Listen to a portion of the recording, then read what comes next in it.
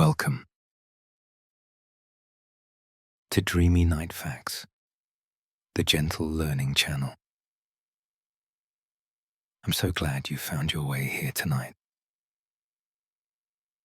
This channel is a peaceful sanctuary, a quiet refuge at the end of your day, where learning meets relaxation, where curiosity meets calm, where you can discover the world while drifting gently towards sleep. Here on Dreamy Nightfacts, we explore fascinating topics from history, art, science, and culture. But we do it differently. Every fact is presented slowly, gently, with a soothing rhythm, designed to help you unwind, to let go of the day's stress, and to ease you into deep, restful sleep. Whether you're learning about ancient cities like Lisbon, exploring the mysteries of the natural world, discovering forgotten moments in history, or wandering through the achievements of human creativity, each video is crafted with care to be both interesting and deeply relaxing. You don't need to stay awake for the entire video. In fact, falling asleep is perfectly fine. Encouraged even. These videos are designed to accompany you on your journey from wakefulness to sleep, providing just enough gentle stimulation to quiet your busy mind, while creating a peaceful atmosphere that invites rest. Take a deep, slow breath in through your nose. Hold it gently for just a moment, and now release it slowly through your mouth, letting the weight of the day ease away with the breath.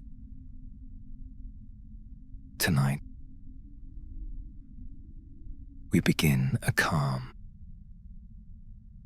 unhurried journey into Lisbon, a city shaped by light and water, by hills and stone, by centuries of arrival, settlement, and quiet endurance. Lisbon rests along the wide mouth of the River Tagus, where fresh water meets the Atlantic Ocean, where ships have arrived and departed for thousands of years, and where human life has gathered, paused, and continued again and again. This is a city of soft evenings and long memory, where sunlight lingers on tiled walls, where footsteps echo gently through narrow streets, and where history feels less like something distant and more like something still breathing beneath the present moment. As you settle here, allow your body to grow heavy and comfortable. Feel whatever is supporting you beneath your weight, the steady, quiet holding that allows you to rest without effort. Let your shoulders soften, your jaw loosen, your hands relax completely. Your breathing can slow naturally now. No need to control it. Just listen. Or drift. Or rest. As these gentle words move around you. Welcome to Lisbon.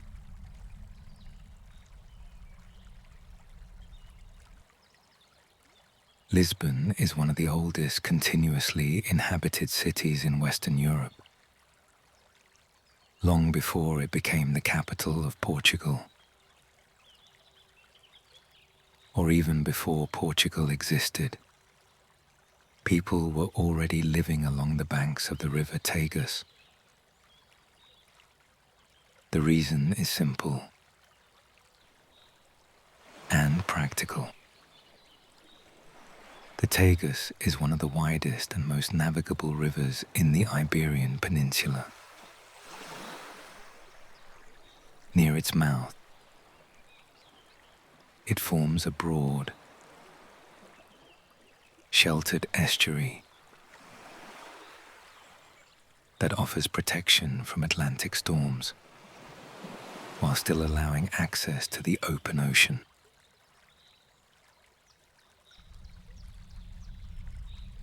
You are calm. You are safe. You are deeply relaxed. And you are ready to continue this gentle journey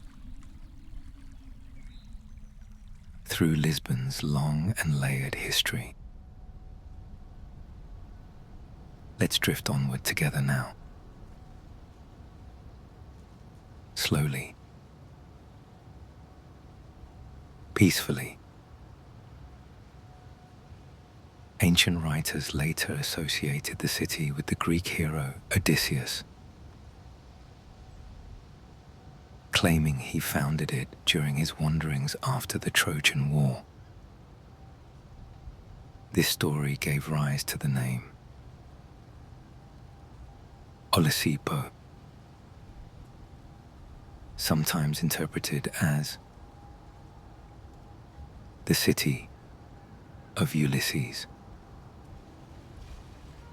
Modern historians do not treat this as factual history. Instead, they understand it as something else. A sign of how ancient peoples tried to explain places that seemed unusually persistent. Cities that endure tend to attract myths.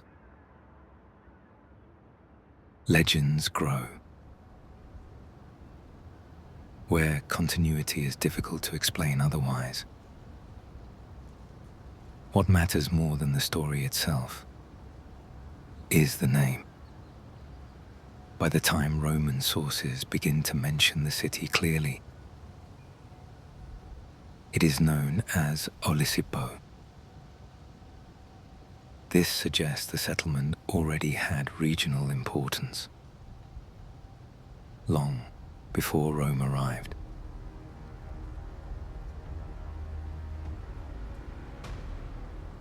Rome entered the Iberian Peninsula during the Punic Wars in the 3rd century BCE. Its initial goal was military, not urban development. Control of territory came first. Administration followed later. Olissipo aligned itself with Rome relatively early, likely as a strategic choice rather than a forced conquest. This cooperation earned the city a favorable status within the Roman system. By the 1st century BCE, Olissipo had been granted the status of a municipium. This mattered. A municipium was not simply a conquered settlement. Its citizens were granted legal rights under Roman law, including partial or full Roman citizenship. This status encouraged stability, investment, and integration into the Roman economy. Rome recognized what earlier traders had already understood. This place was useful.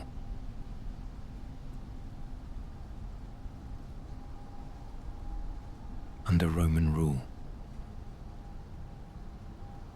Olissipo was transformed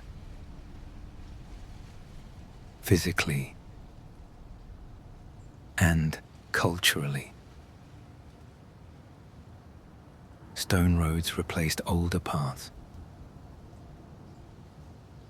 Roads worn smooth by footsteps, by carts, and by animals moving at the steady pace of daily life.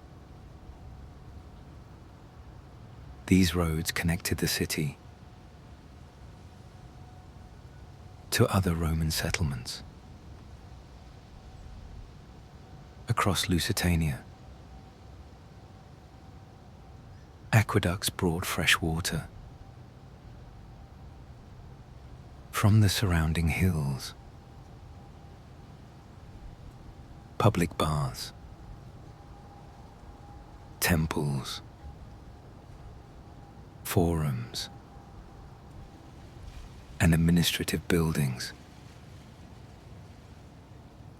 reshaped daily life. Latin became the dominant language of governance and commerce, gradually replacing earlier Iberian tongues. Over centuries, this Latin would slowly evolve into Portuguese. Roman Olissipo was not a grand imperial capital, but it was prosperous. Its economy was closely tied to the river and to the sea. One of its most important industries was the production of garum, a fermented fish sauce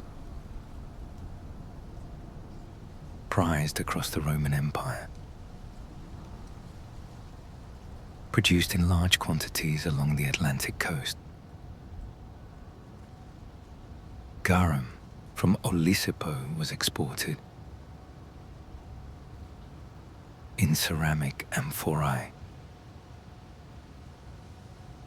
to distant markets, including Rome itself. Fishing, salting, fermenting, and exporting fish products provided steady income and employment. The harbor remained active, practical, and busy. Olissipo did not exist in isolation. It was part of a vast Roman network stretching from Britain to North Africa. Goods, people, ideas, and laws moved along predictable routes. Roman order brought stability, but it also imposed structure. Land was surveyed, taxes were collected, time was regulated through civic calendars. For many inhabitants, life became more predictable than it had ever been before.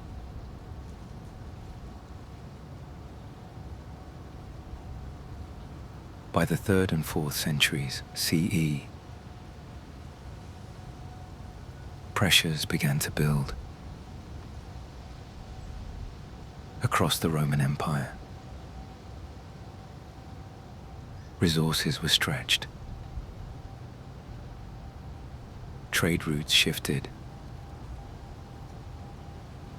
political focus moved elsewhere. In Olissipo, change was gradual. The city did not collapse. It did not empty. It adjusted.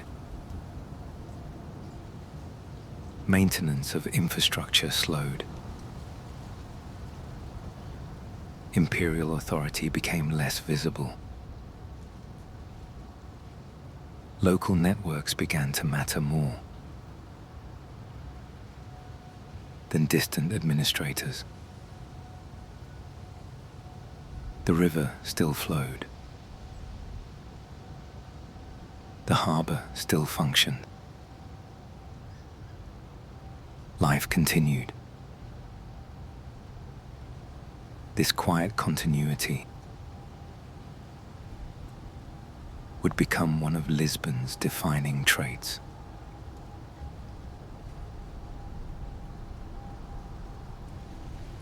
Before moving forward in time, pause here for a moment. There is nothing to remember, nothing to track. Just notice the steadiness of this place, how it adapted without disappearing. Take a slow breath in and a slow breath out. The city remains. The river remains. And when we continue, we'll follow Lisbon through the fading of Roman rule and into its next transformation, not as a ruin, but as a city learning how to endure.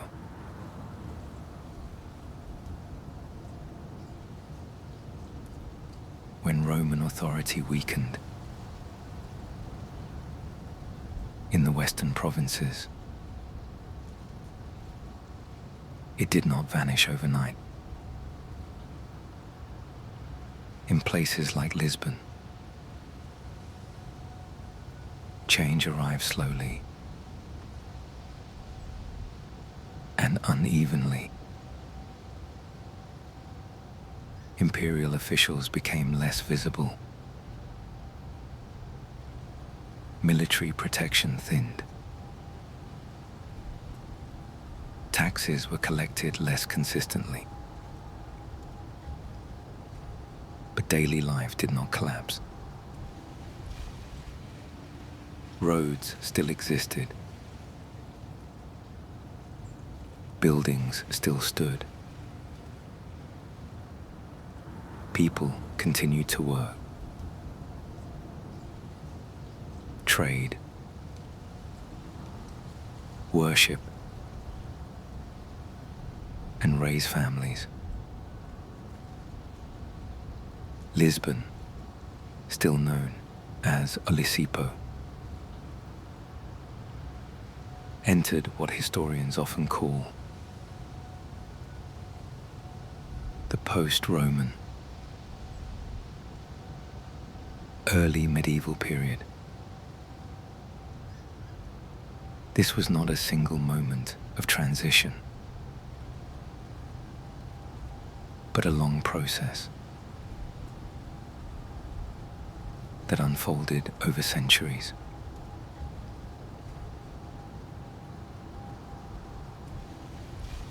By the early 5th century CE, the Roman Empire in the West was under severe pressure. Internal political instability, economic strain, and external migrations weakened central control.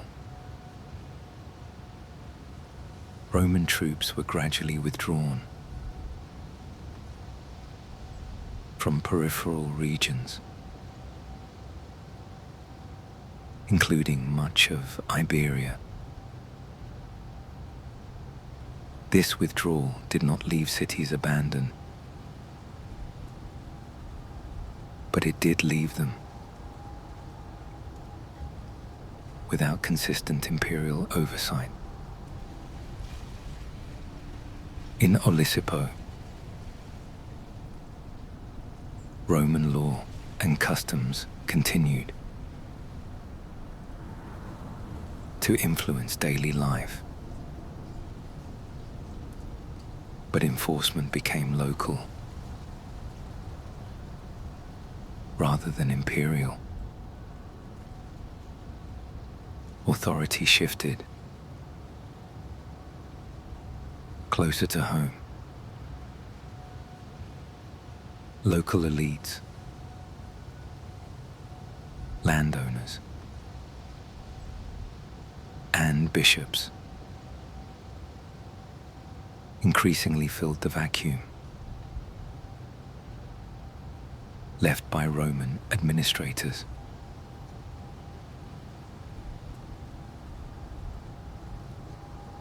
Among the groups that moved into the Iberian Peninsula during this period were the Visigoths. Originally a Germanic people, the Visigoths had spent generations within the Roman world, serving as soldiers, administrators, and allies. By the mid-5th century, they had established themselves as the dominant political power across much of Iberia. Importantly, the Visigoths did not destroy Roman cities. They occupied them. Lisbon was incorporated into the Visigothic kingdom, which ruled from centers such as Toledo. Roman buildings were reused. Roads remained in service. Latin continued to be spoken. Change was layered onto what already existed.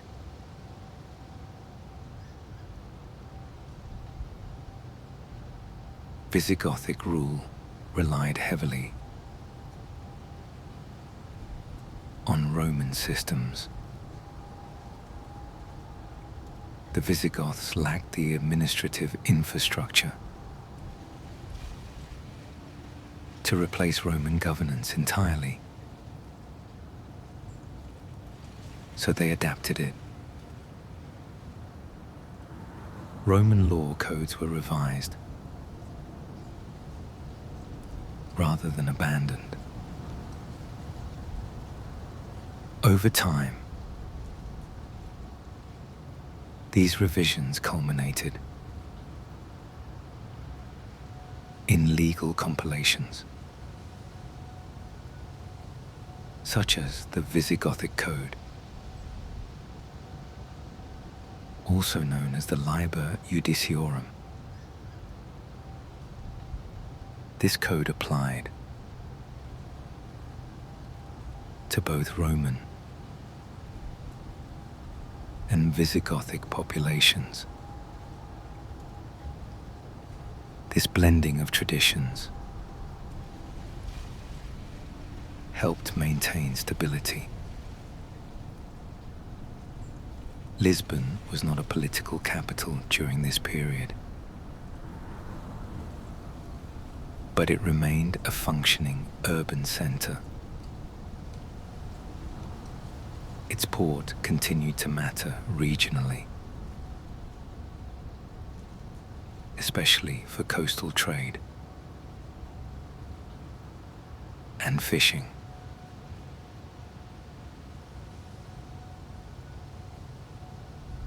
One of the most significant developments of the Visigothic period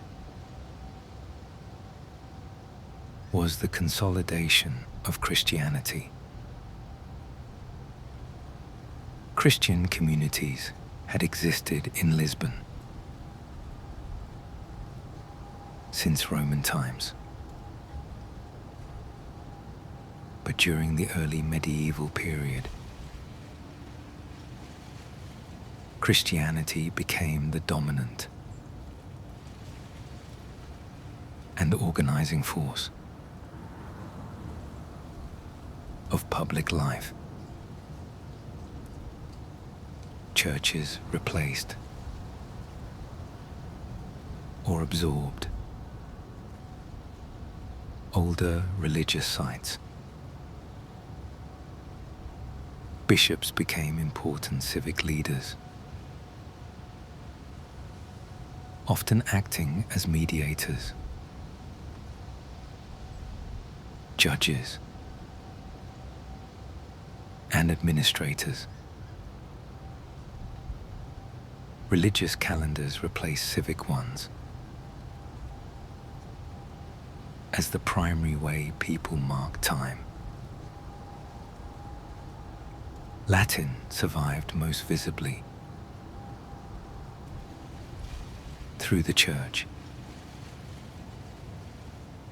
Prayers, records, and education ensured continuity of language, even as political structures shifted.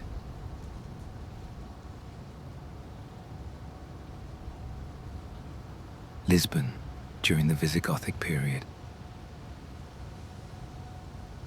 was smaller and quieter than it had been under Rome. Public bathhouses fell out of use as aqueduct maintenance declined. Large civic buildings were no longer constructed at scale. Trade became more regional, less international. But the city did not disappear. Homes clustered, around defensible hills. The river continued to provide food and transportation. Markets served local needs rather than imperial supply chains. Life became simpler, not absent.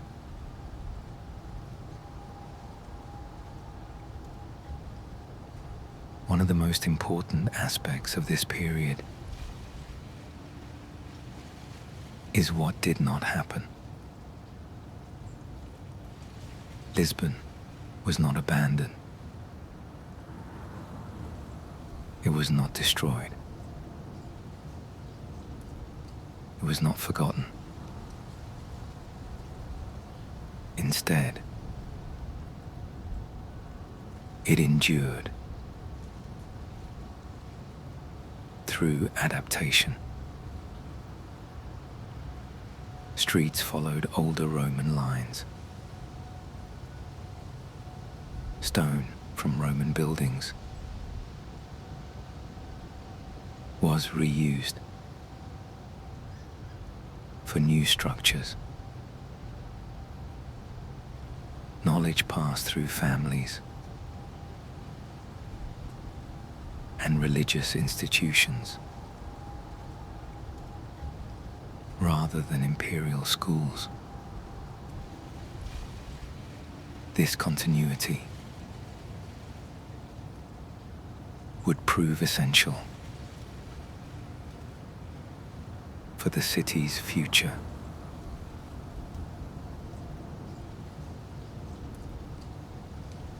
By the early 8th century, the Visigothic kingdom faced internal divisions and weakening authority. Leadership disputes and regional instability made Iberia vulnerable to external forces. Lisbon stood once again at a point of transition. Its harbor still mattered. Its position still mattered. Its history of adaptation still mattered. In the next section, we will follow Lisbon into one of the most transformative periods of its past. The arrival of Muslim rule. The city's reinvention as al-Ushbuna, and the profound cultural, scientific, and architectural changes that followed.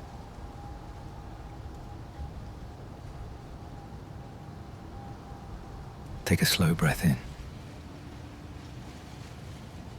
and a slow breath out.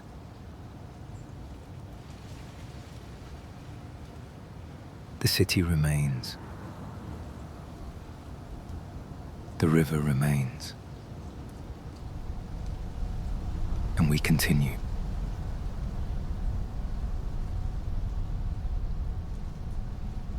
In the early 8th century, Iberia underwent one of the most significant political and cultural shifts in its history. In the year 711 CE, Muslim forces from North Africa crossed the Strait of Gibraltar under the leadership of Tariq ibn Ziyad, beginning the rapid collapse of Visigothic rule across much of the peninsula. Within a few years, Lisbon was incorporated into the Islamic territory known as Al-Andalus. Under Muslim administration, the city became known as al-Ushbuna, a name derived from earlier Latin forms, but adapted to Arabic pronunciation. Unlike some conquests recorded in medieval chronicles, the transition of Lisbon into Islamic rule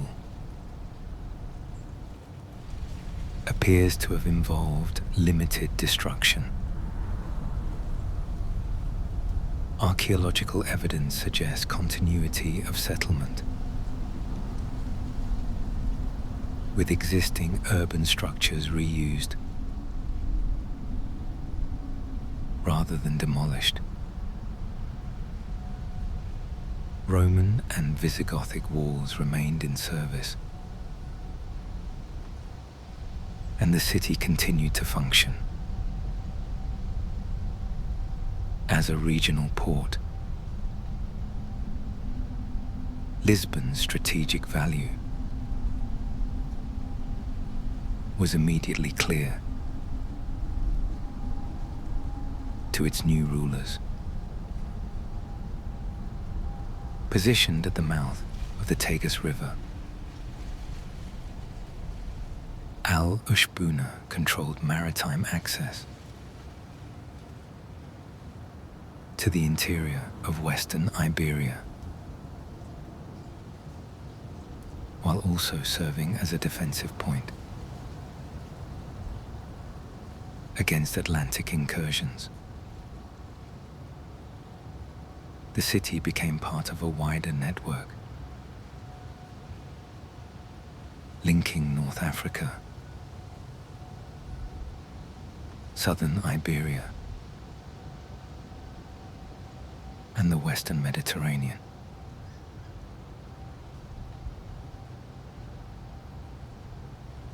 Under Islamic governance, Lisbon was administered by appointed officials responsible for taxation, justice, and defense. Arabic became the language of administration, while local Romance dialects continued to be spoken among the population. This linguistic layering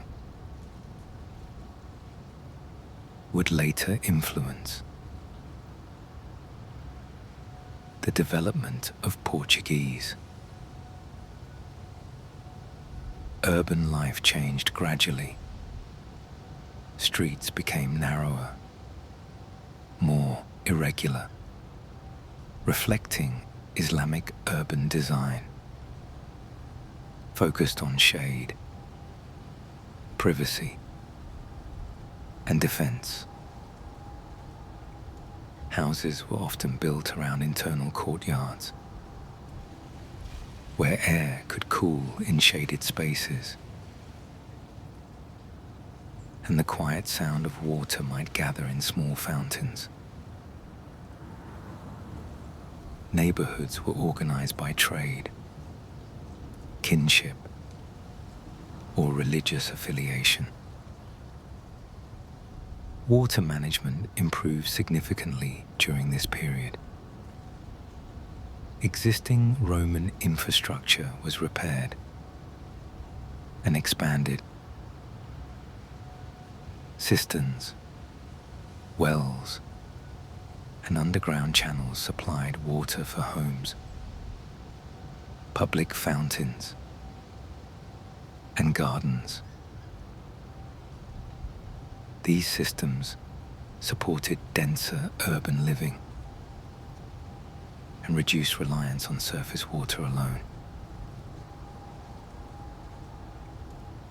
Al-Ushbuna functioned as an active port city within Islamic trade networks. Goods moved along the Tagus River and outward into the Atlantic, ships rising and falling gently with the tide.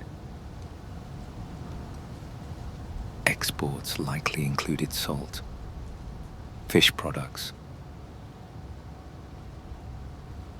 agricultural goods, and raw materials from inland regions.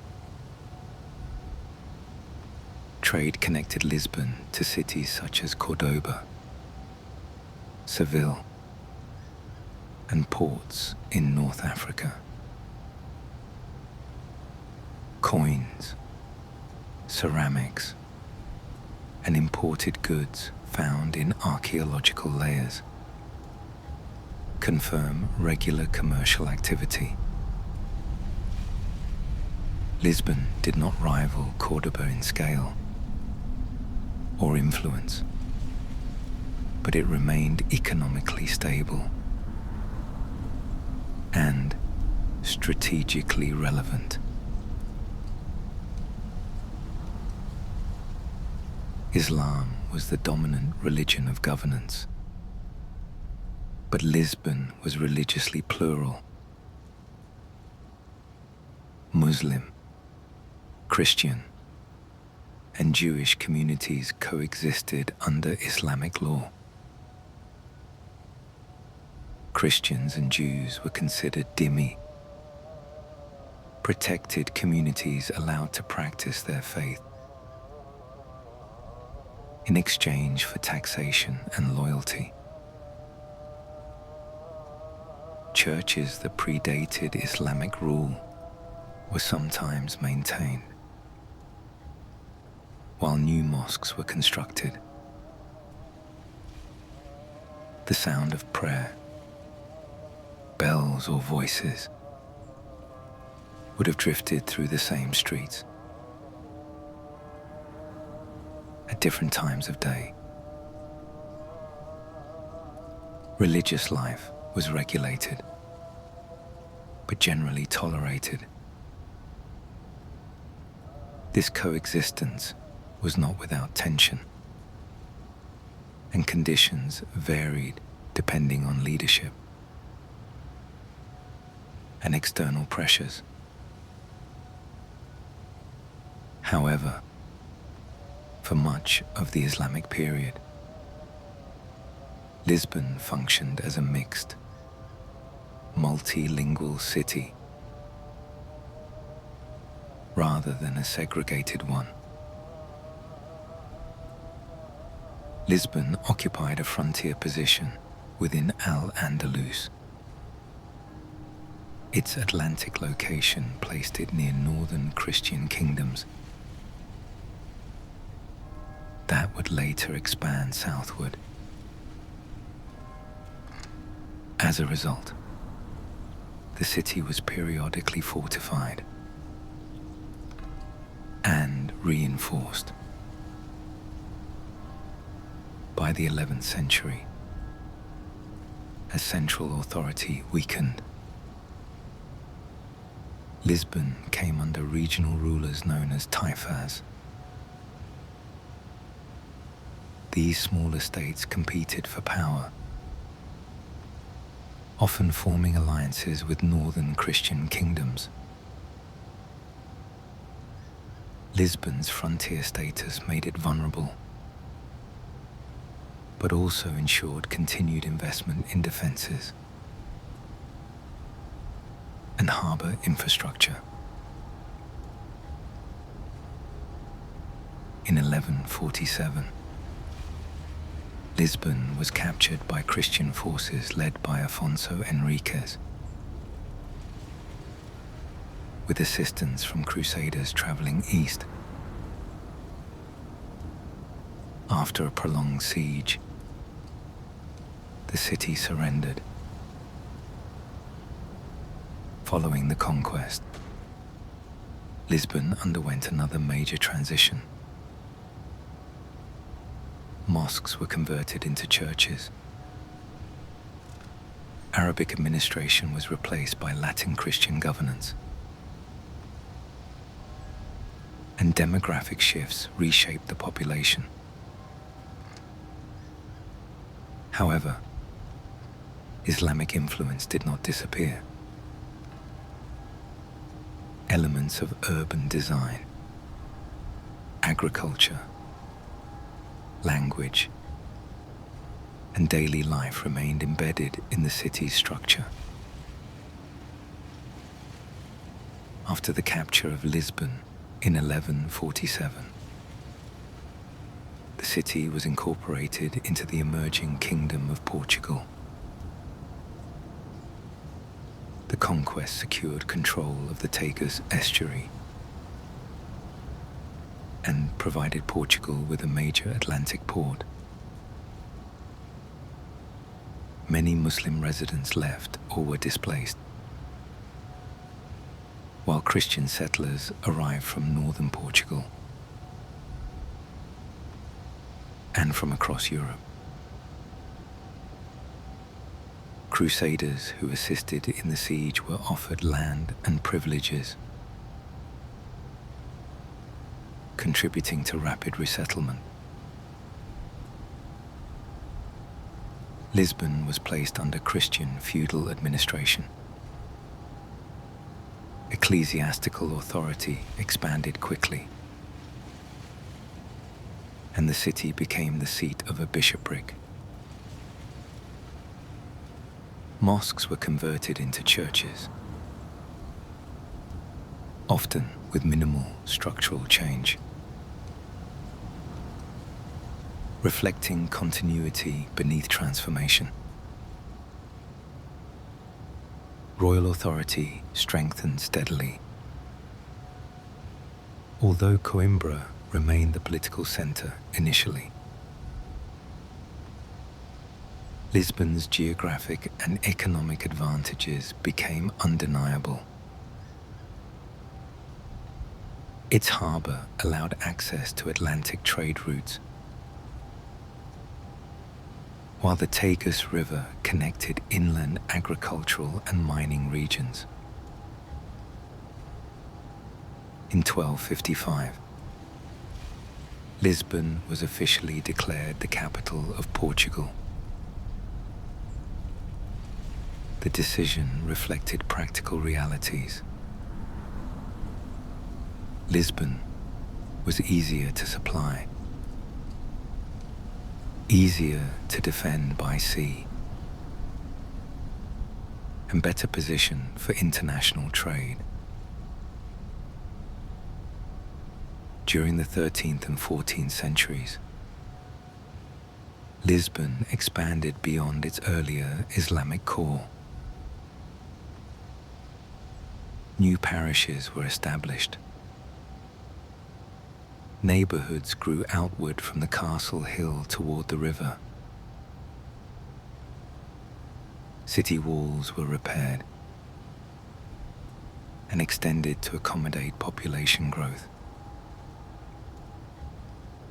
Gates controlled access to the city,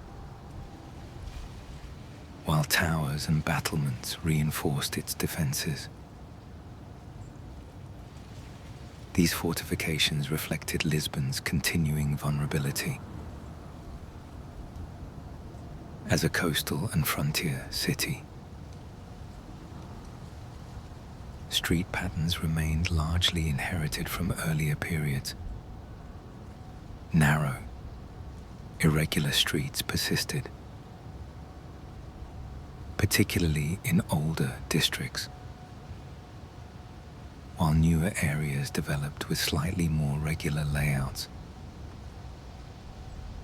Stone pathways worn smooth beneath centuries of footsteps. This layered urban structure would remain characteristic of Lisbon for centuries. Lisbon's economy during this period was based on trade, fishing, craftsmanship, and administration. The port handled goods such as grain, wine, olive oil, salt, dried fish, and textiles. Merchants from Genoa, Venice, Flanders, and England maintained a presence in the city, their ships creaking softly against wooden docks. Fishing remained central to daily life. Sardines and other fish were caught locally, nets lifting slowly from dark water at dawn. Fish were preserved using salt from nearby flats, consumed locally, and exported inland. Craft guilds organized labor and production. Artisans worked as blacksmiths, carpenters, leather workers, and ship repairers. Markets operated regularly, regulated by municipal authorities to control prices and quality. Voices blending into the low hum of trade. Christian religious life shaped the city's rhythm. Churches and monasteries became centers of community life. Education and charity. Religious festivals marked the calendar. Bells echoing across the hills and river air, reinforcing social order. Jewish communities continued to exist in designated quarters, contributing significantly to commerce, medicine, and administration. Despite periodic restrictions, Jewish residents remained an integral part of Lisbon's economic life. Social hierarchy was clearly defined. Nobility, clergy, merchants, artisans, and laborers occupied distinct roles. Though trade allowed limited mobility, Lisbon's growing importance offered opportunities unavailable in smaller towns. The 14th century brought hardship. Like much of Europe, Lisbon was affected by the Black Death beginning in 1348. Population declined sharply. Trade slowed. Labor shortages disrupted production. And social tensions increased. Despite this, Lisbon recovered relatively quickly. Its port ensured continued movement of goods and people, and its role as capital attracted royal investment. Reconstruction and reorganization followed, like quiet rebuilding after a passing storm. By the late medieval period, Lisbon had become the largest city in Portugal, in both population and influence. By the end of the 14th century, Lisbon was stable, organized, and outward-facing. Its rulers, merchants, and sailors were increasingly aware of the Atlantic world beyond the horizon. Shipbuilding expanded. Navigational knowledge accumulated slowly through experience, rather than theory. Lisbon was not yet an imperial center, but it possessed the conditions that would soon make expansion possible. Lisbon was no longer simply surviving change. It was preparing.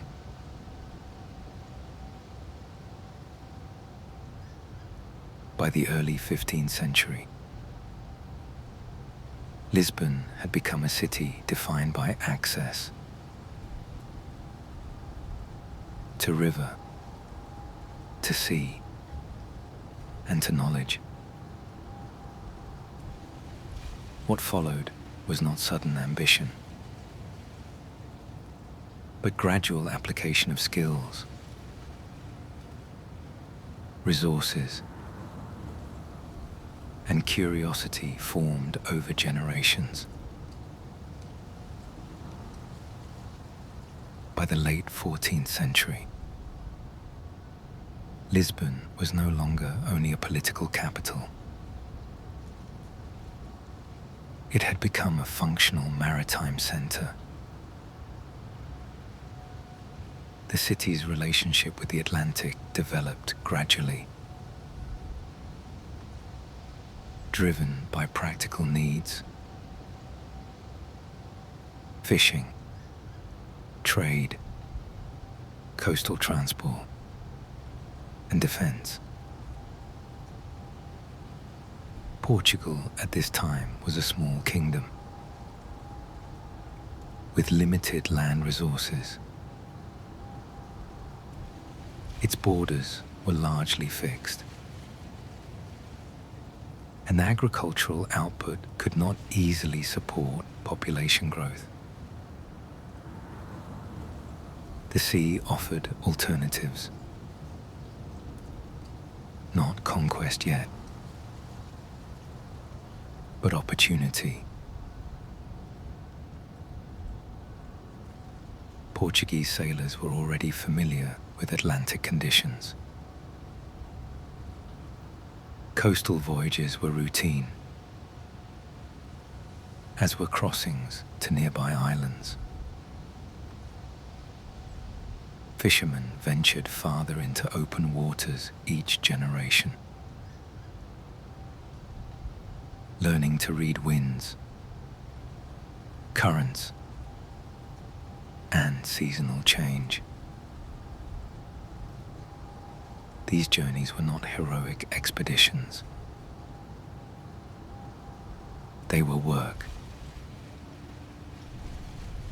Ships hugged coastlines where possible,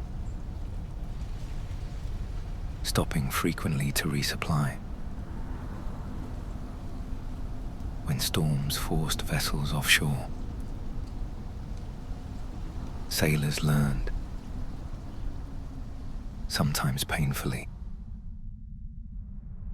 how the Atlantic behaved differently from the Mediterranean.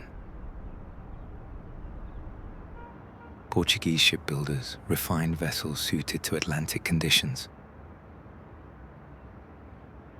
Earlier ships struggled in the heavy seas.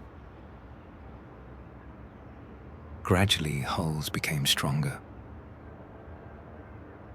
and more flexible. Ships were built higher at bow and stern, to manage waves rolling across open water.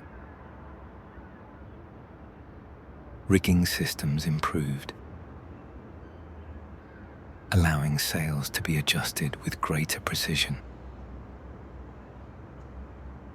These changes were evolutionary, not revolutionary. There was no single moment of invention, only steady improvement, built from experience and failure. Navigation relied on observation rather than theory. Sailors tracked the sun during the day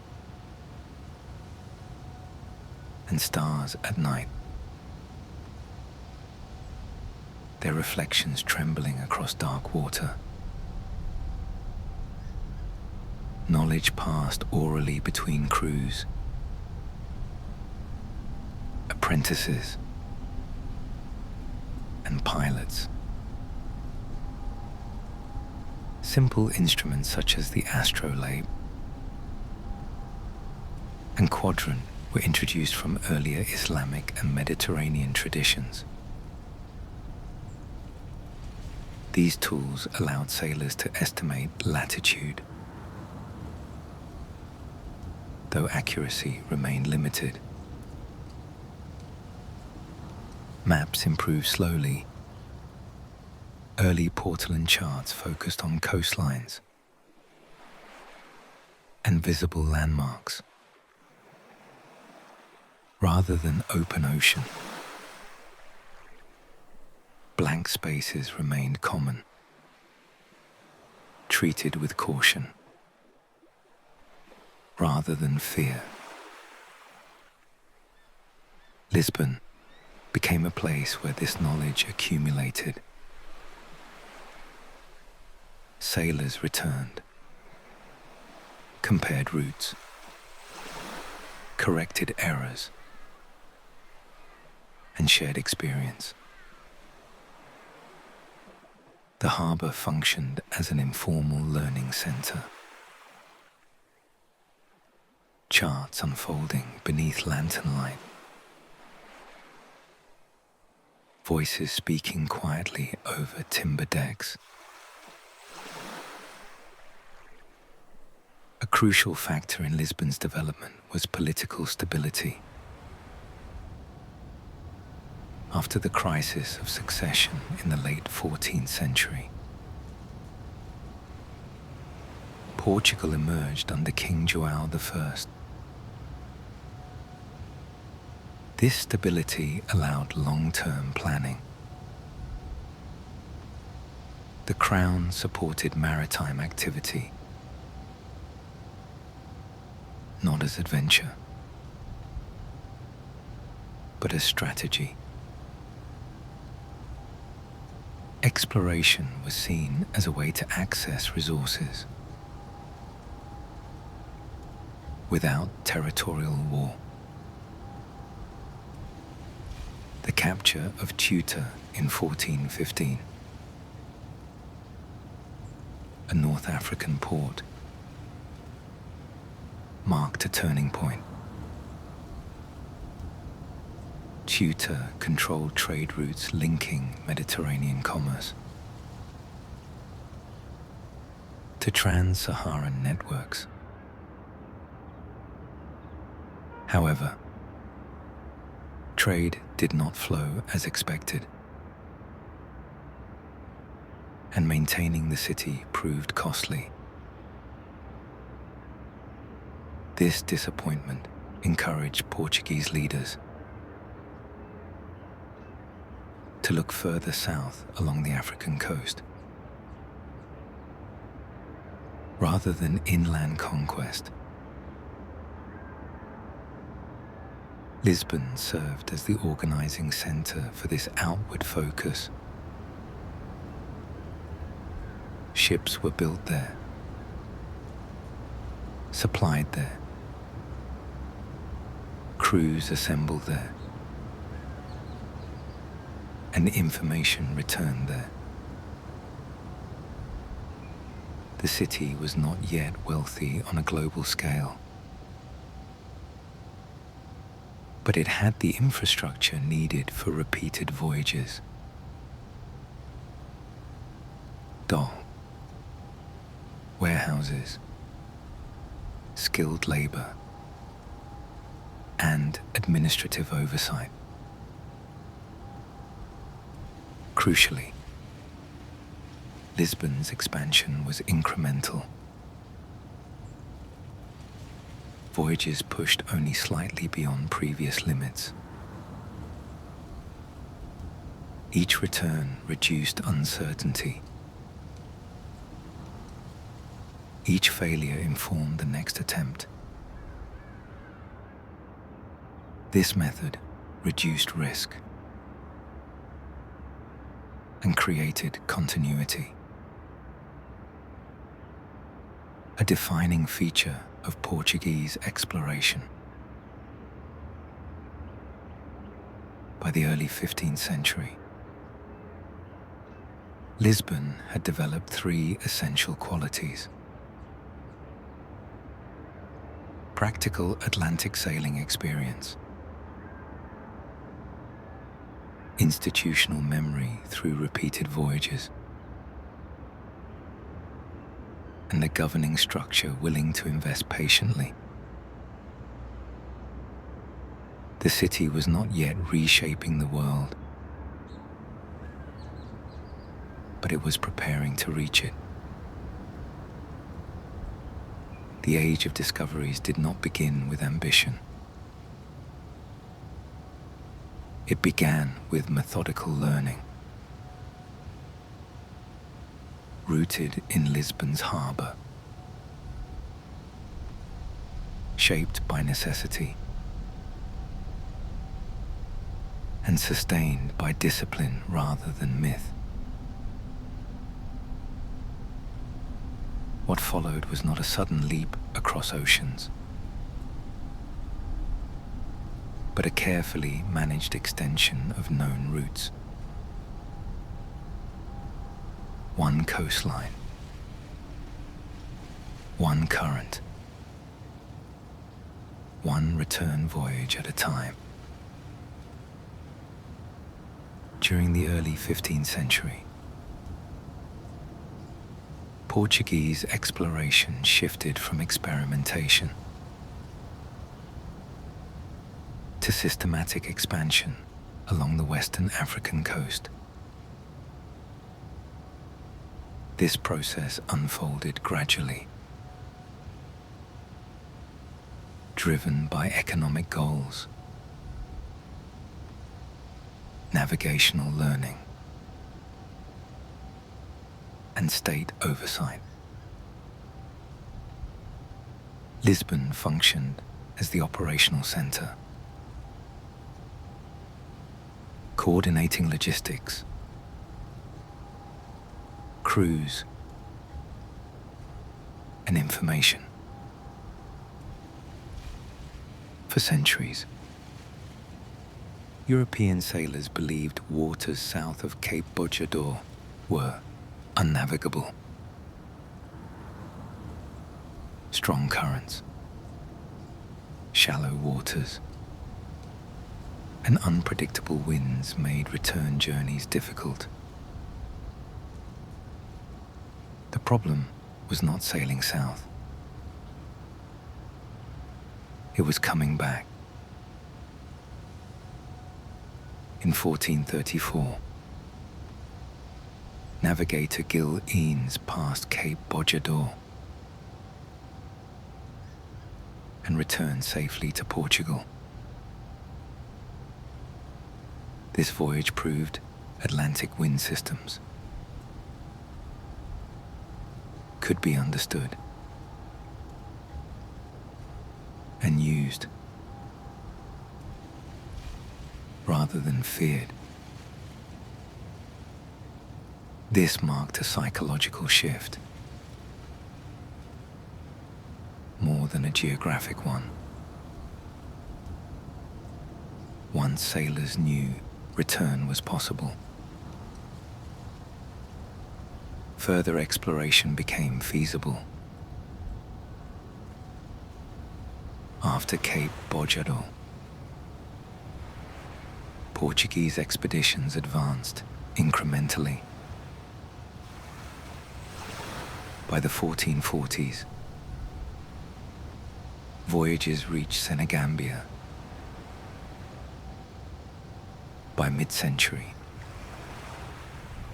ships explored the Guinea coast. By the 1470s, they crossed the equator. By the 1480s, they reached southern Africa. Each expedition extended knowledge slightly beyond previous limits. No voyage was isolated.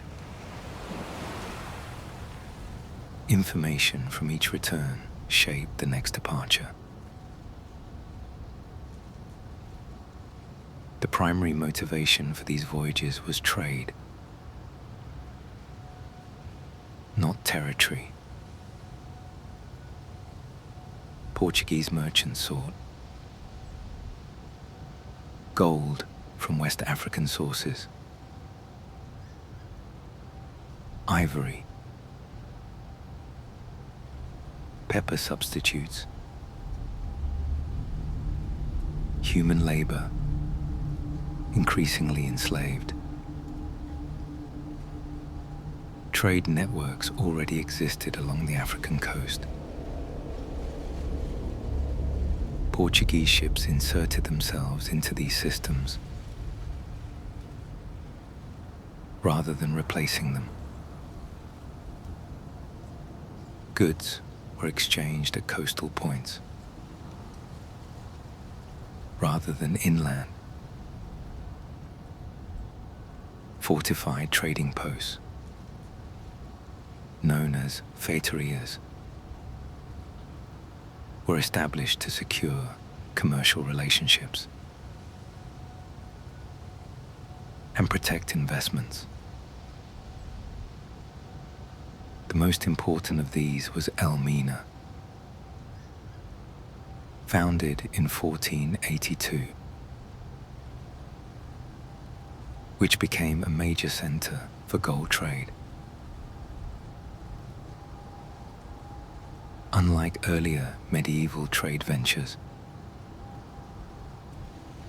Portuguese exploration operated under direct royal control. The crown regulated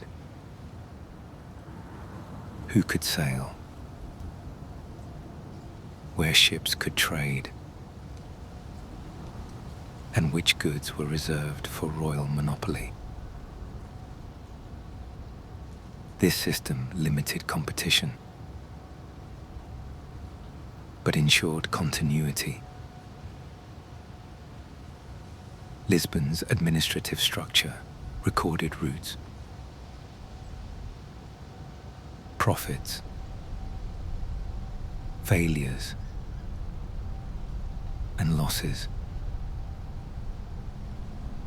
Ink drying slowly across parchment ledgers.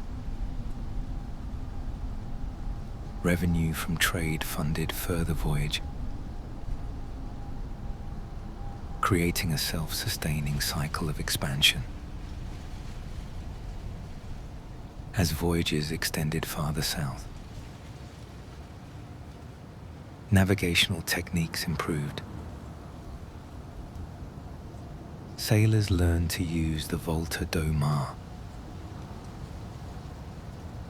a wide looping route that followed Atlantic wind patterns. This allowed ships to avoid dangerous coastal currents,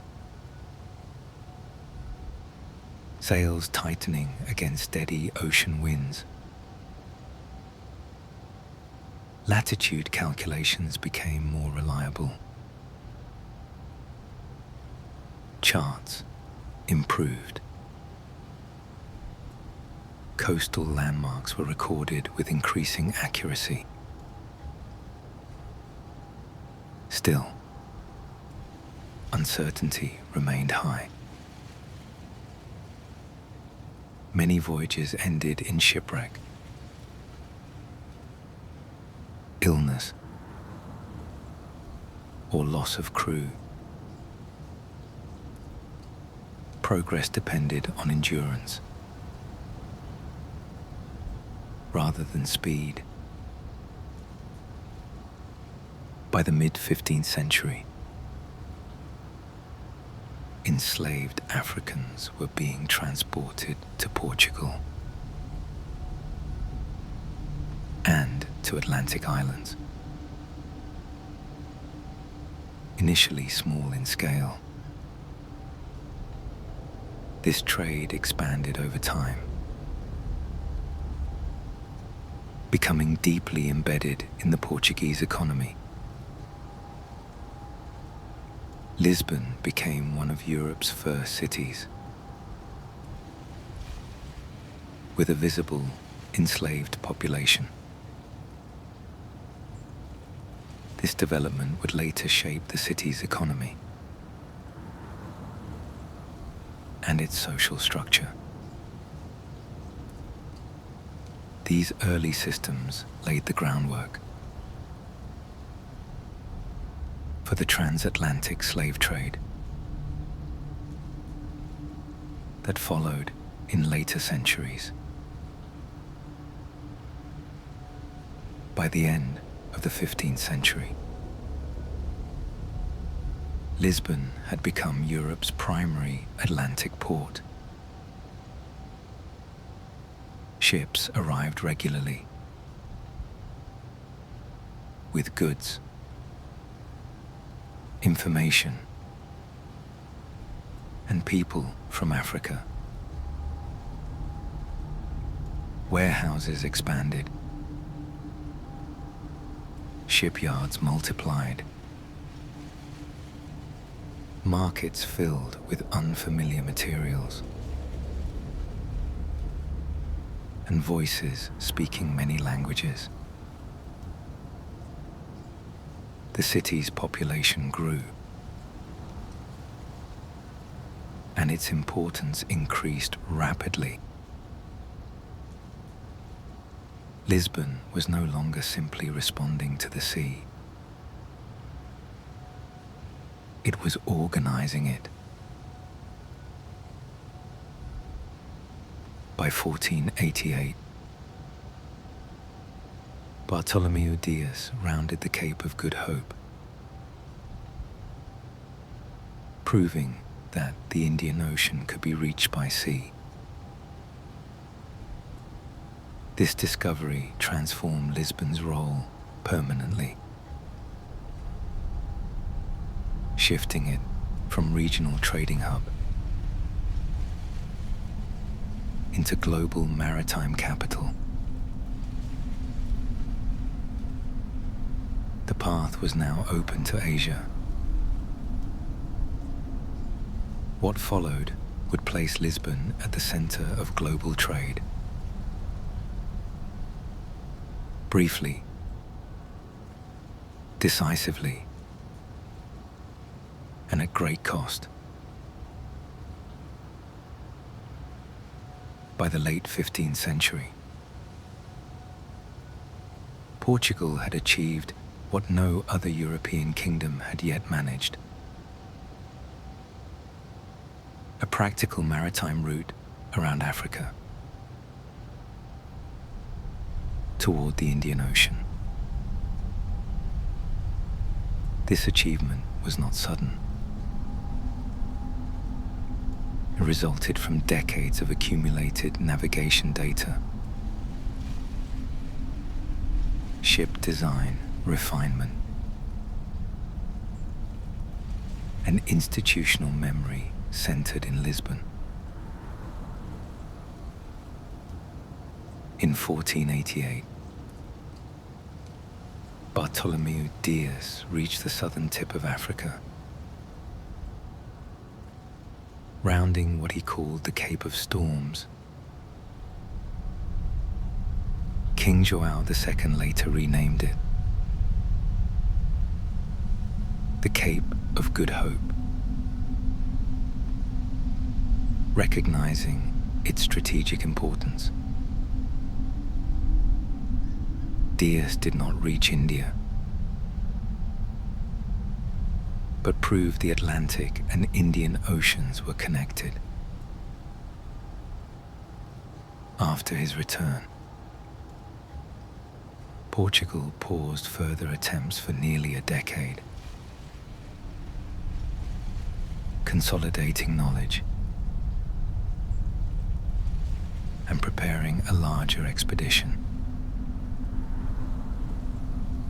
In 1497, a fleet commanded by Vasco da Gama departed Lisbon with 4 ships and approximately 170 men. The voyage followed the established African coastal route before swinging far west into the Atlantic to exploit prevailing winds. Da Gama rounded the Cape of Good Hope in 1498 and continued north along the East African coast. He stopped at ports including Mozambique, Mombasa, and Malindi, where he obtained an experienced pilot familiar with Indian Ocean navigation.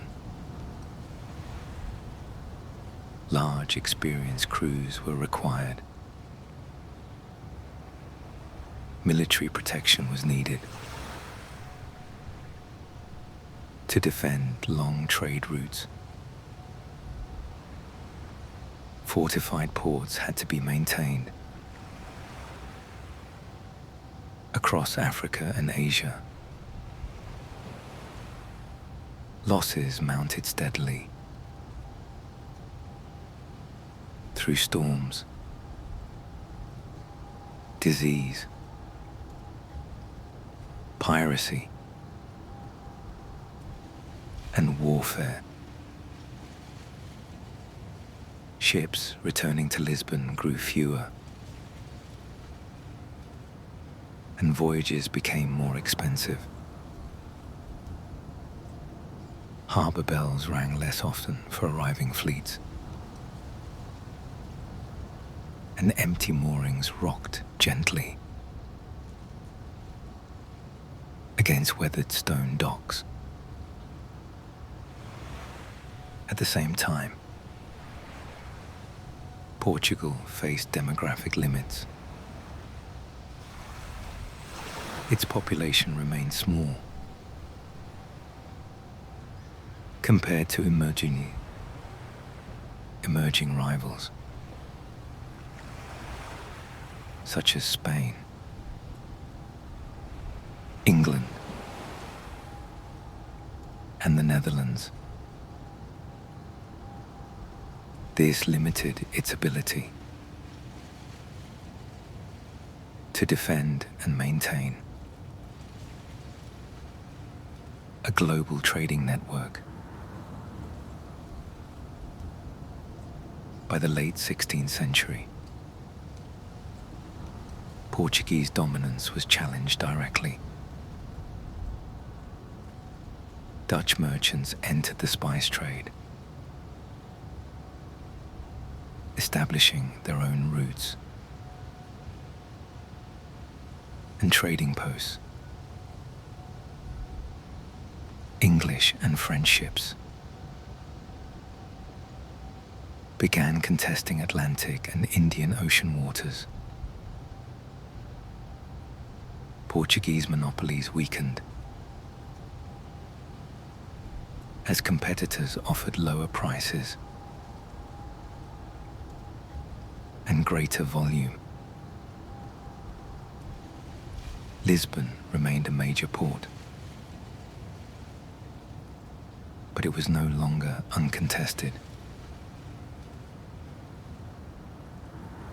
A major turning point arrived in 1580.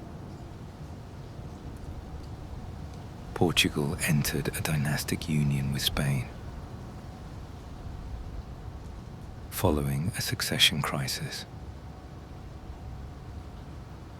For 60 years,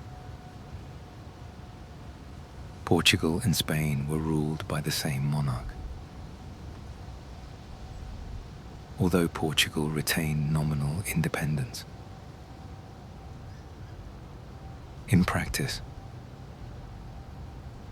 Portuguese trade routes became targets for Spain's enemies. Lisbon was drawn into conflicts it had not initiated. Resources were redirected toward wider imperial priorities.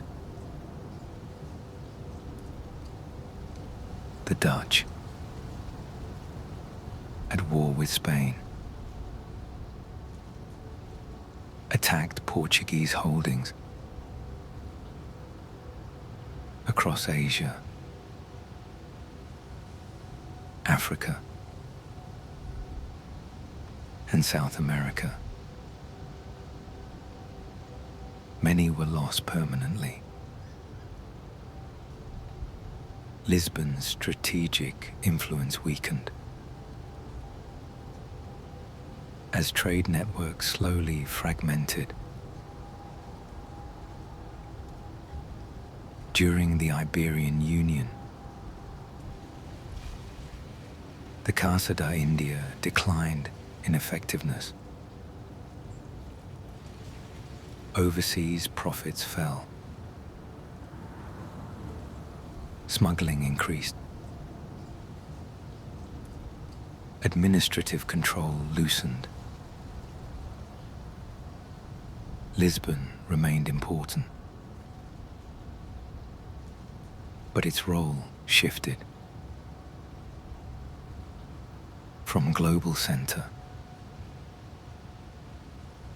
to regional capital with overseas connections. In 1640, Portugal regained independence after a successful revolt. But the global environment had changed. The Dutch controlled key trade routes. England and France expanded rapidly. The Portuguese Empire grew smaller, more defensive, and increasingly focused on Brazil. Lisbon adapted again, but it would never regain its earlier maritime dominance.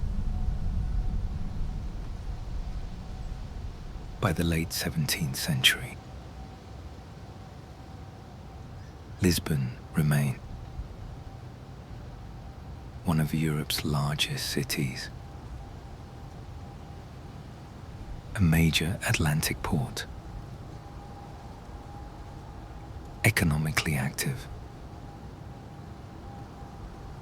but no longer central. Its prosperity now depended heavily on colonial revenue, particularly sugar, and later gold from Brazil. The city entered a new phase. Resilient, experienced, but vulnerable. Lisbon had survived imperial expansion and contraction, what lay ahead would test the city differently. Not through rivalry, but through catastrophe. In the 18th century, disaster would strike Lisbon directly, reshaping the city physically, politically, and philosophically. On the morning of November 1st, 1755, Lisbon was struck by one of the most powerful earthquakes in European history.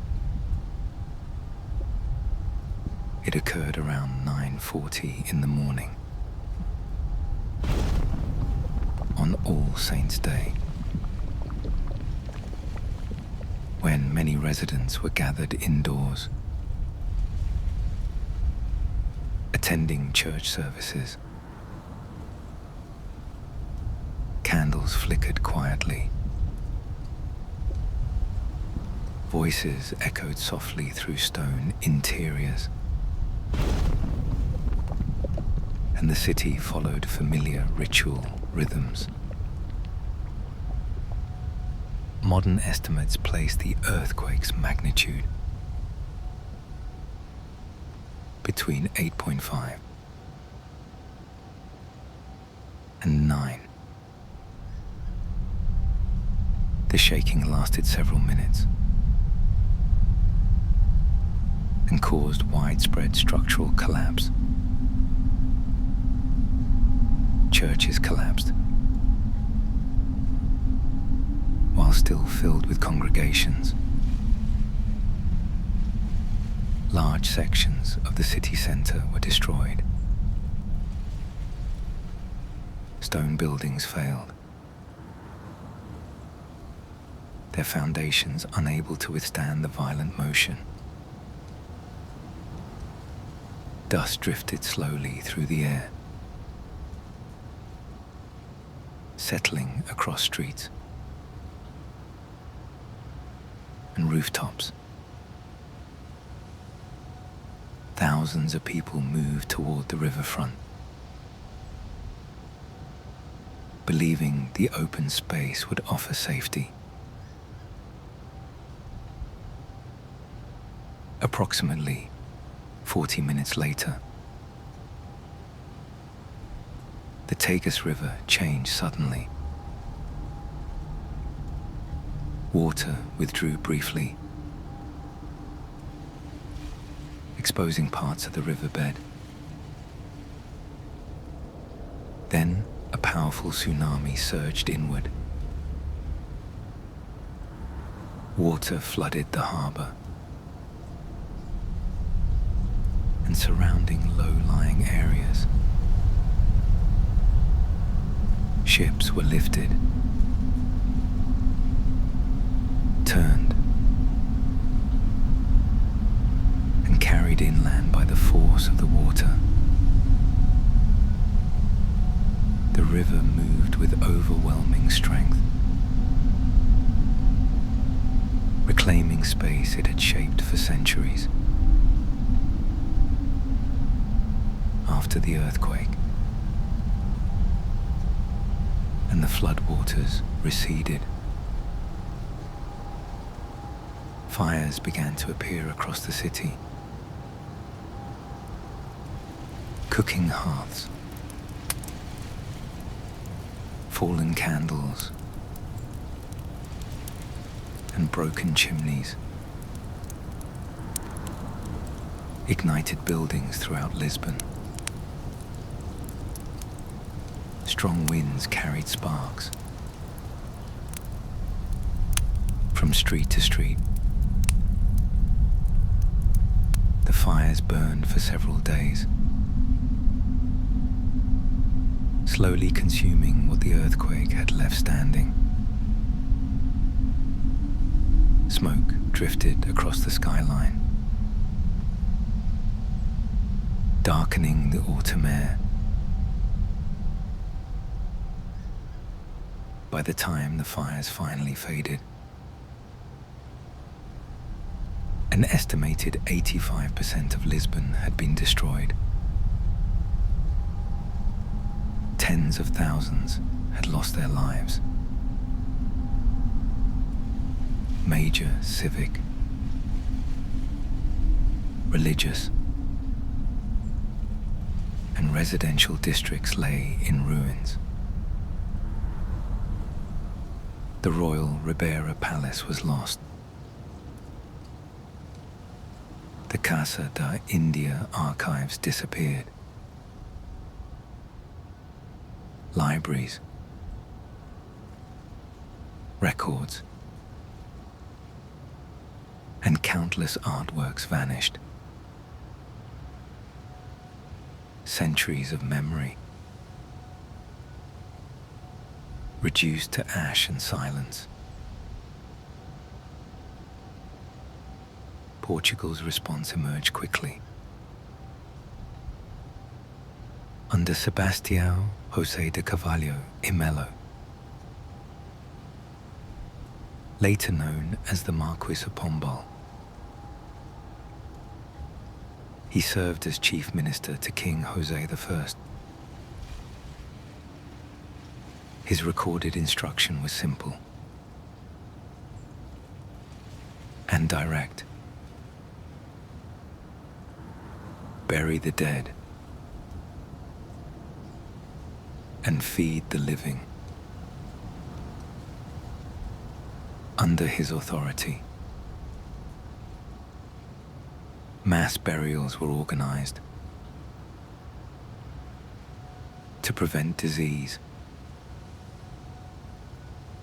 Looting was punished severely. Food supplies were secured. Temporary shelters were constructed. Order returned gradually.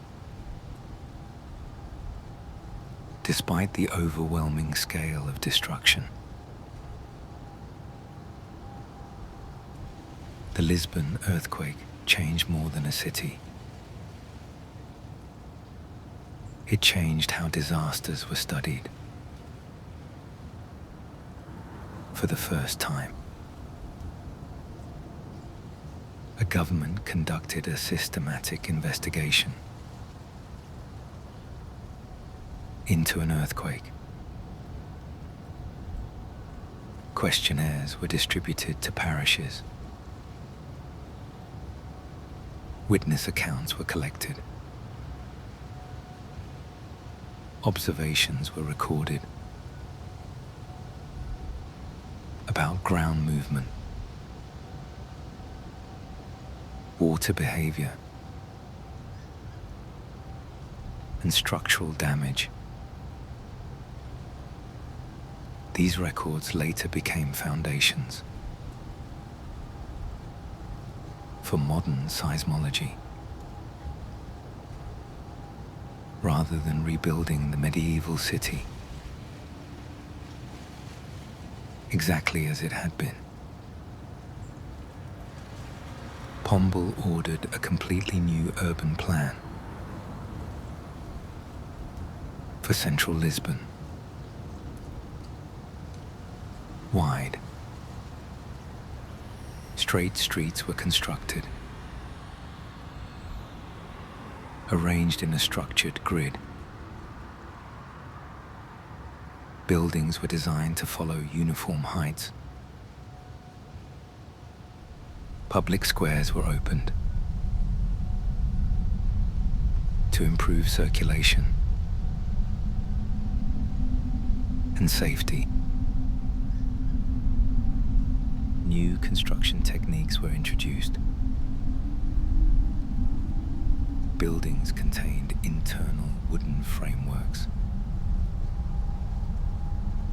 known as pombaline cages. These structures allowed buildings to flex during seismic movement. Models were tested by marching troops around them to simulate vibration. This became one of the earliest examples of earthquake-resistant architecture. The disaster reshaped Lisbon's social landscape. Aristocratic districts were abandoned. Commercial areas relocated. Central authority strengthened. Under Pombal's reforms, Reconstruction modernized governance and reorganized the city's administration. The Lisbon earthquake marked a dividing line between the city's early modern past and its modern future. Lisbon emerged altered, more ordered, more regulated, and shaped by deliberate planning, not rebuilt from memory alone, but rebuilt through careful design. Before we continue forward through history, let's pause together for a quiet moment. There is nothing you need to remember, nothing you need to picture clearly. Just rest here for a while. Take a slow breath in and a slow breath out. Imagine the city after the fires have faded. Smoke drifting upward into the early morning sky.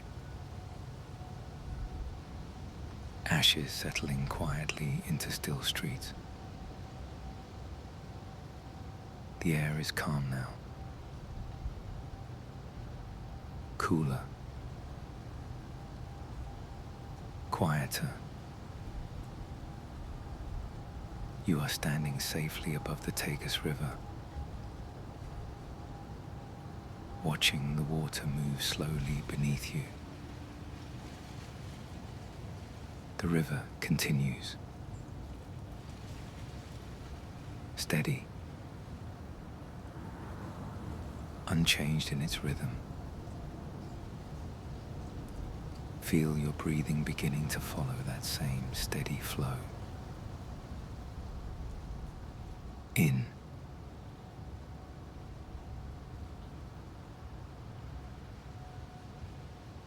In. And out. Your shoulders soften a little more. Your jaw loosens. Your hands rest completely still. History moves through cycles. Destruction. Rebuilding. Change. Continuity. And just like the city, you can rest inside the present moment. Nothing needs to be solved here. Nothing needs to be held on to. Just breathe. The city remains. the river remains, and you remain safe and resting here. When you are ready, we will continue gently forward. After disaster and reconstruction, Lisbon entered the modern era, facing revolution, industrialization, dictatorship, and democracy. In the centuries ahead, by the beginning of the 19th century, Lisbon was no longer a global imperial capital, but it remained Portugal's political, economic, and cultural center. The city now faced challenges shaped less by exploration and more by political instability, industrial change, and social transformation. In 1807, French forces under Napoleon Bonaparte invaded Portugal. Rather than surrendering the monarchy, the Portuguese royal family fled Lisbon, relocating to Brazil, then Portugal's most valuable colony. The court established itself in Rio de Janeiro, effectively ruling the empire from across the Atlantic. Lisbon was occupied by French troops and later contested by British-backed Portuguese forces. The invasions caused economic disruption, population displacement, and damage to infrastructure. You might imagine quiet streets, shops closed early, and the sound of boots echoing faintly along stone pavements. When the royal family eventually returned in 1821, Lisbon was weakened, and political tensions were already rising. The 19th century unfolded through repeated political upheaval. Key developments included the Liberal Revolution of 1820, the establishment of a constitutional monarchy, and a civil war between liberal and absolutist factions, lasting from 1828 to 1834. These conflicts reshaped Lisbon's governance and its social structure. Power gradually shifted away from absolute monarchy toward parliamentary systems, though stability remained uncertain. During the mid to late 19th century, Lisbon began to modernize physically. Major developments included expansion beyond medieval boundaries,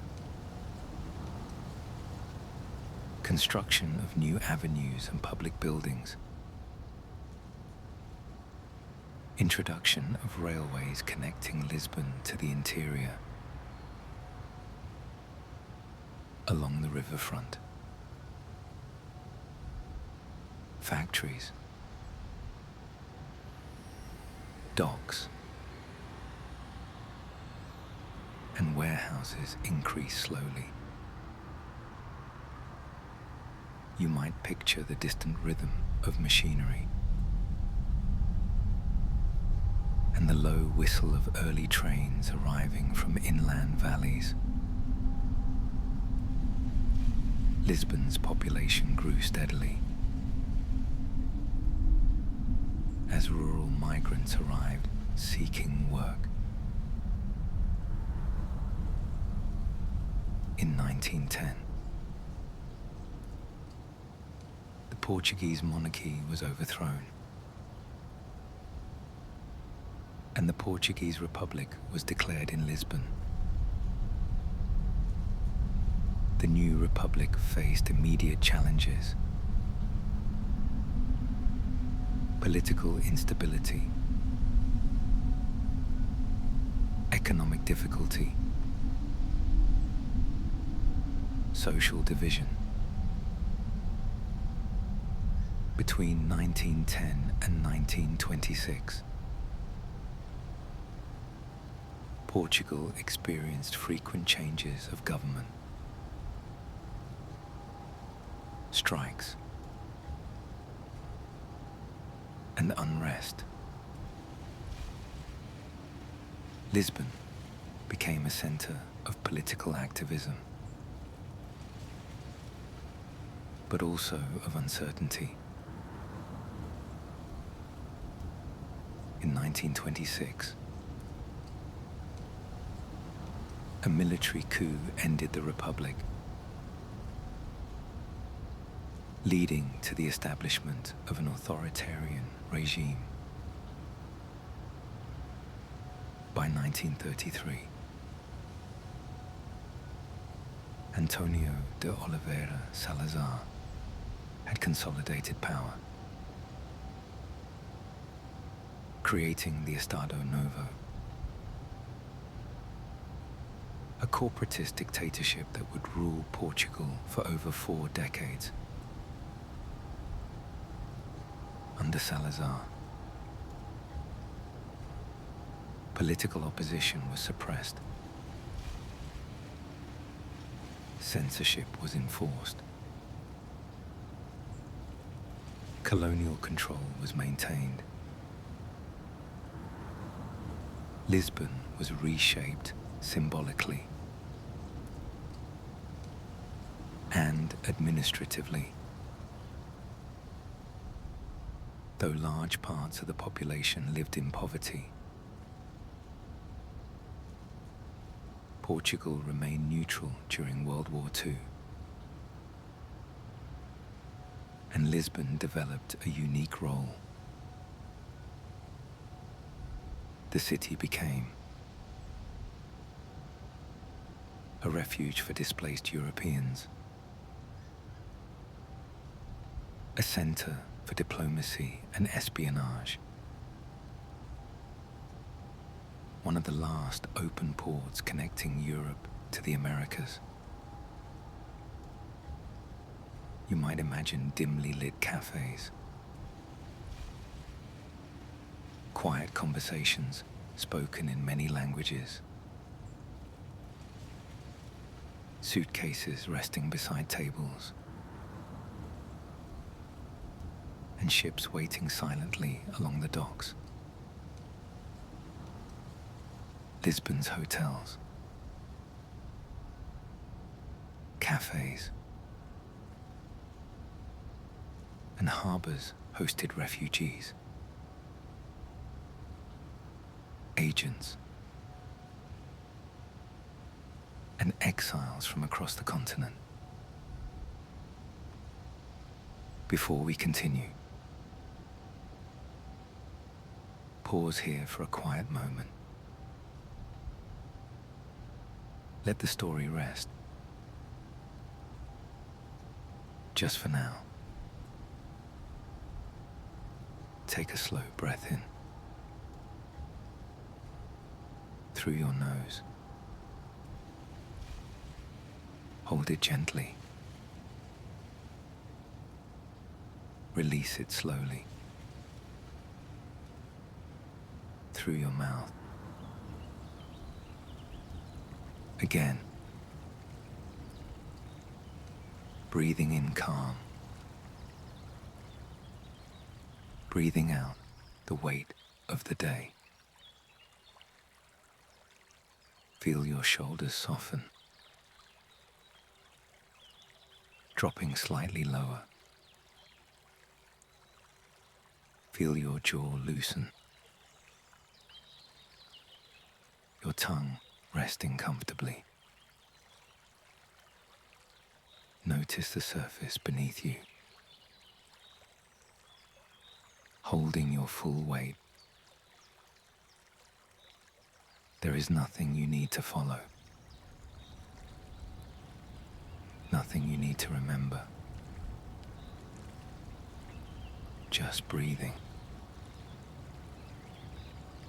Low. Steady. Imagine standing beside the Tagus River at night, watching the dark water move quietly past the city lights. The river flows without effort, and your breathing can flow the same way. If thoughts appear, let them drift across the water and disappear into the distance. Your body grows heavier now, more relaxed, more supported. You are safe, comfortable, and ready to continue. Slowly, peacefully. Lisbon's history is not one of constant ascent or decline, but of repeated transformation, shaped by geography, power, disaster, and human resilience.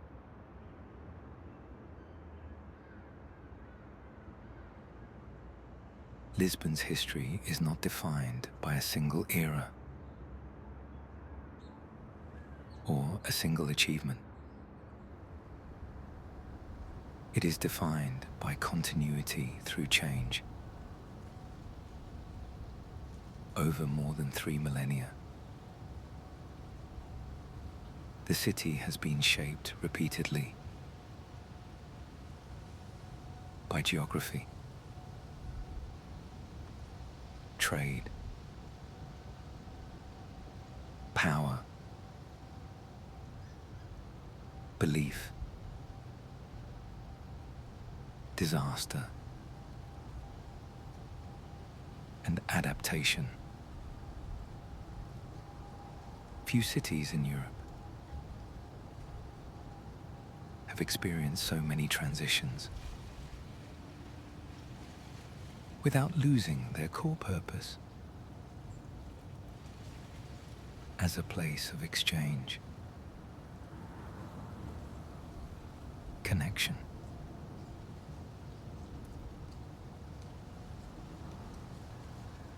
Lisbon's location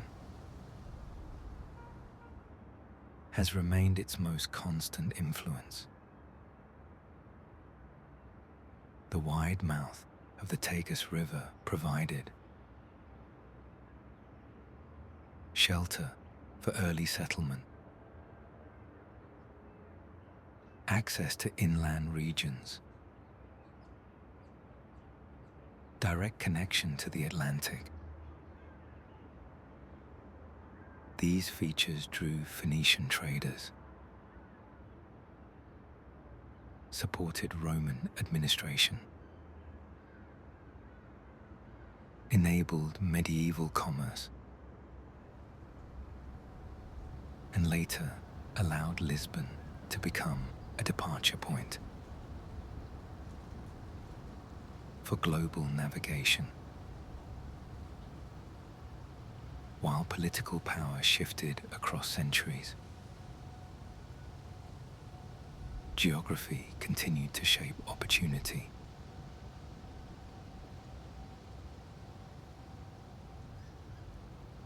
Lisbon was never erased and rebuilt from nothing. Even after catastrophe, the past remained beneath the present. Each era left material traces. Roman foundations beneath modern streets. Moorish street patterns within older neighborhoods. Pomber-line grid planning in the rebuilt city center. Industrial and modern expansion along the riverfront. Rather than replacing history, Lisbon slowly accumulated it.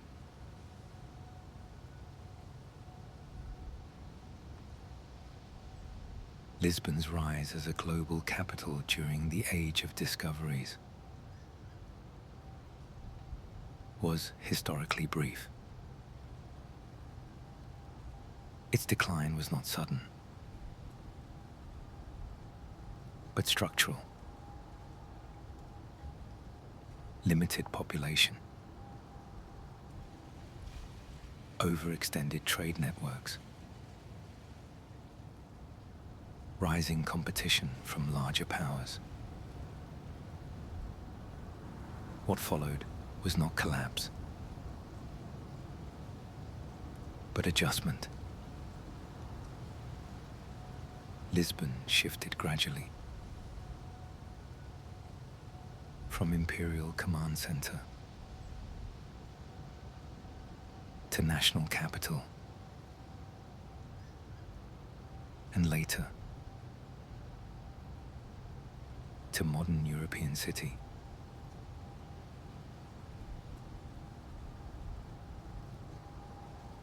The earthquake of 1755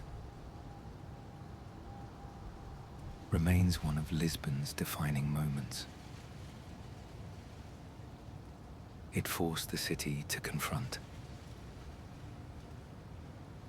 physical vulnerability,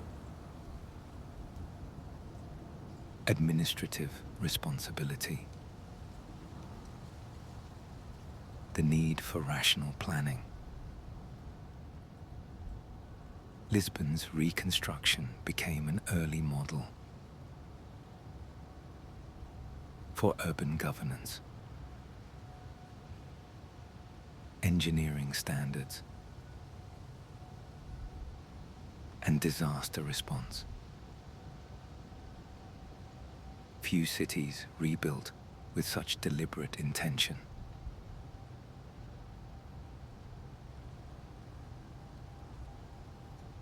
The 20th century reshaped Lisbon politically. The transition from monarchy to republic, from dictatorship to democracy, from empire to post-colonial nation. Each transformation altered Lisbon's role. Yet the city remained central to national identity. Protest, reform, and cultural expression.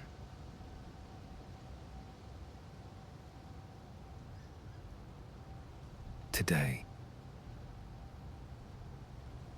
Lisbon is neither an imperial capital nor a marginal city. It is a democratic political center, a major Atlantic port, a cultural and historical crossroads, tourism, migration, and economic change continue to reshape the city, raising new questions about housing, infrastructure, and identity. What distinguishes Lisbon is not uninterrupted success, but persistence. The city has adapted to trade booms and collapse, foreign rule and independence, natural disaster and reconstruction, authoritarian rule and democratic transition. Lisbon's story is not dominance, but survival through change. Lisbon stands as a city shaped by water, movement, and memory. It has absorbed loss without disappearing. It has adjusted without erasing itself. It has continued without remaining still. That quiet continuity, rather than any single moment of glory, defines Lisbon's place in history. The River Tagus continues to move, slow and steady, carrying light and memory toward the Atlantic. Without effort, without sound, Lisbon remains, resting on its hills, watching the tide arrive and drift away again. Lantern light fades along quiet streets. Trams settle into their final routes. Windows dim. Voices soften. And the city grows still.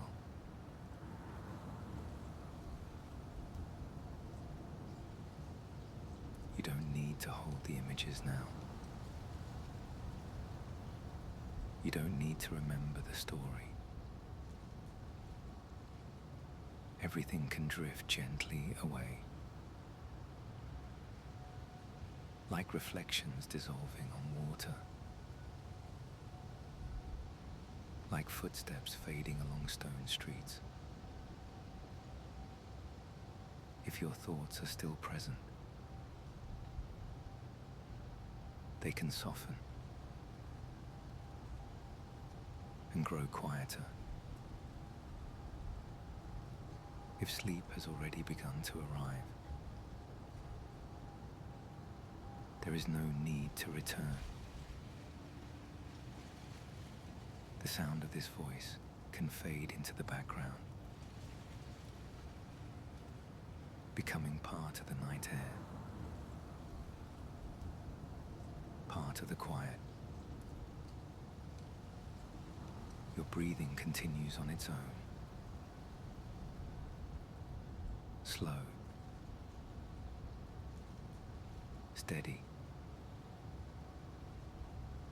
natural. Your body knows how to rest. It knows how to release tension. It knows how to sleep.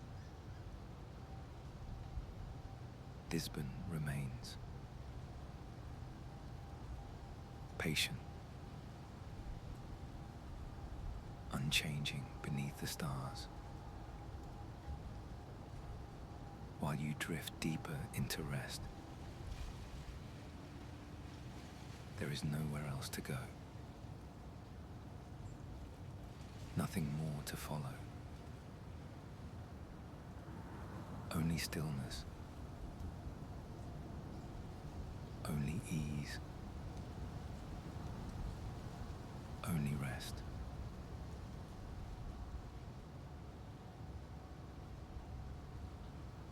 Thank you for spending this quiet night with Dreamy Night Facts, the gentle learning channel. If these peaceful journeys help you rest, you are always welcome here. May your sleep be calm as the Tagus at midnight.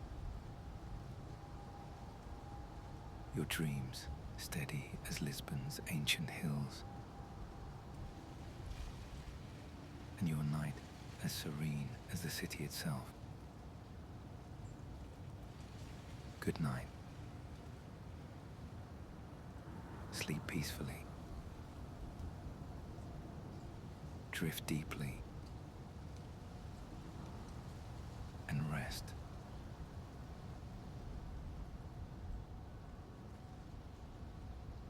You can let go now. There is nothing to follow, nothing to hold,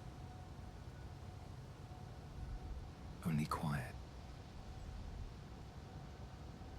only softness. The river continues to move, slowly, silently. The city rests beneath the night sky. Lights dim behind distant windows. Footsteps disappear in the still streets.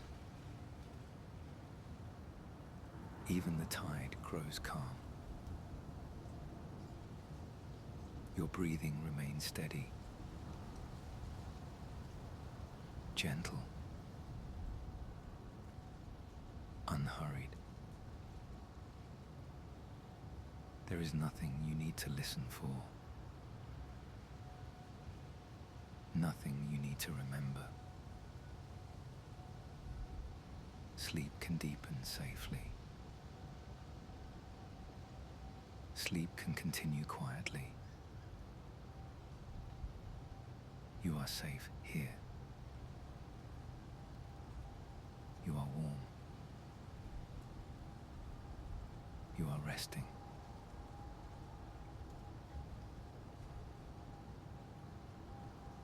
The night carries you gently. Time moves slowly now. Dreams begin to form. Softly, quietly, naturally.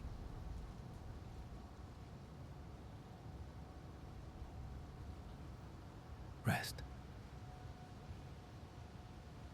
Drift.